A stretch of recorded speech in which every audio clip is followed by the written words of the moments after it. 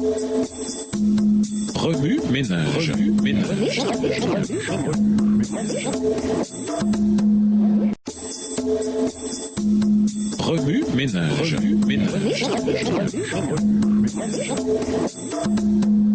Bienvenue dans votre émission Remue ménage.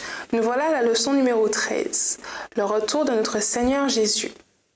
Comme l'éclair brille à travers le ciel de l'est à l'ouest, ainsi viendra le Fils de l'homme. Marc 24, verset 27. Comme promis, Jésus reviendra sur les nuées du ciel pour les siens, un spectacle magnifique pour ceux qui l'auront attendu. Ce sera une occasion joyeuse pour ceux qui l'aiment, plus belle encore que tout ce que nous avons vu ici-bas. Une vision spirituelle 20 sur 20. Lisons Apocalypse 1, verset 7. Voici, il vient avec les nuées, et tout œil le verra, même ceux qui l'ont percé, et toutes les tribus de la terre se lamenteront à cause de lui. Oui, Amen. La plupart des incroyants considèrent la marche chrétienne comme une chose plutôt bizarre.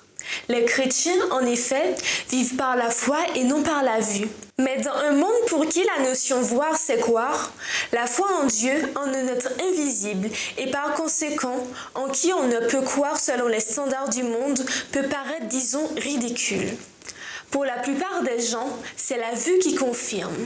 Par exemple, dans n'importe quel tribunal, un témoin ou une pièce à conviction soutient un argument bien plus que n'importe quel argument de l'avocat.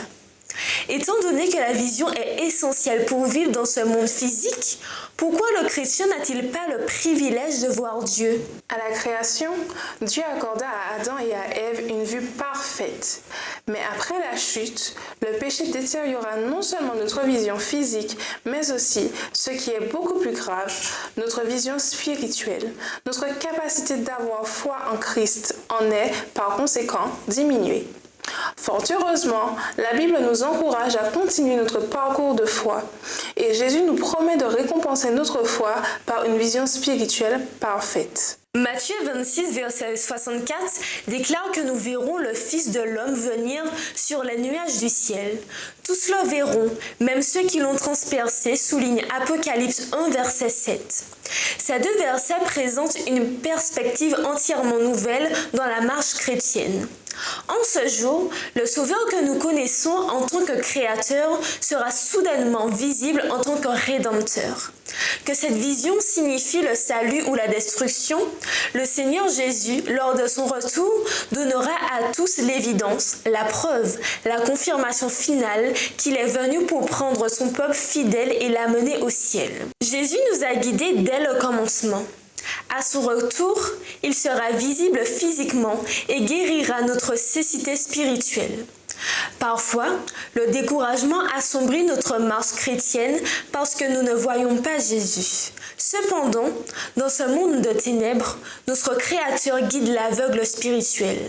Il se manifeste à nous lors de rencontres inattendues, par un murmure doux et léger, par des convictions personnelles inspirées de la Bible, par des miracles petits et grands, et plus important encore, par la parole de Dieu. Avec une telle direction divine, il serait irresponsable de notre part de ne pas donner de place à la foi dans notre vie. Pour le monde, marcher par la foi peut sembler totalement stupide. Mais lorsque dans leur tentative d'avancer par eux-mêmes dans un monde ténébreux et coupable, les chrétiens se heurtent à l'échec, ils comprennent soudain que la foi n'est pas une option, mais une nécessité. Un jour bientôt, notre fidélité sera confirmée et la promesse du Christ d'être vue du monde entier s'accomplira enfin. Chaque parcelle de doute sera dissipée. Notre foi vivante sera récompensée d'une vision spirituelle 20 sur 20. D'ici là, tenons jour après jour la main de celui qui promet de nous guider. Lui seul peut nous procurer la vision dont nous avons besoin pour avancer dans un monde ténébreux vers le pays de l'éternelle lumière. Au revoir et à demain si Dieu veut.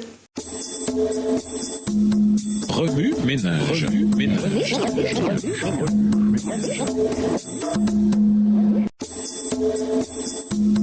Remue ménage.